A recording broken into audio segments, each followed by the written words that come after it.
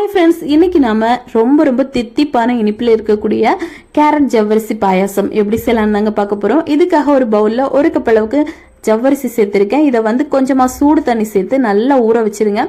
இது நல்லா இந்த மாதிரி ஊறி வந்ததுக்கு அப்புறமா ஒரு கடாயில 2 டேபிள் ஸ்பூன் அளவுக்கு நெய் சேர்த்து கொஞ்சமா பம்கின் சீடு, அப்புறமா கொஞ்சமா ட்ரை கிரேப்ஸ், பிளாக் ரேஷன்ஸ் இதெல்லாம் சேர்த்து நல்லா நம்ம வறுத்தெடுக்க போறோம். இதுக்கு பதிலாக நீங்க கேஷ்யூ, முந்திரி, உலர் திராட்சை இதுவும் சேர்த்து நல்லா வறுத்தெடுக்கலாம்.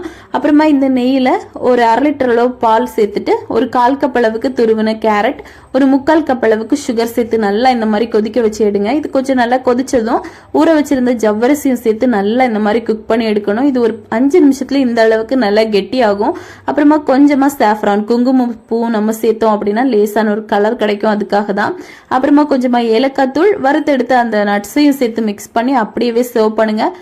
ரொம்ப டேஸ்டியான கேரட் ஜவ்வரிசி பாயாசம் ரெடி ஆயிரும்.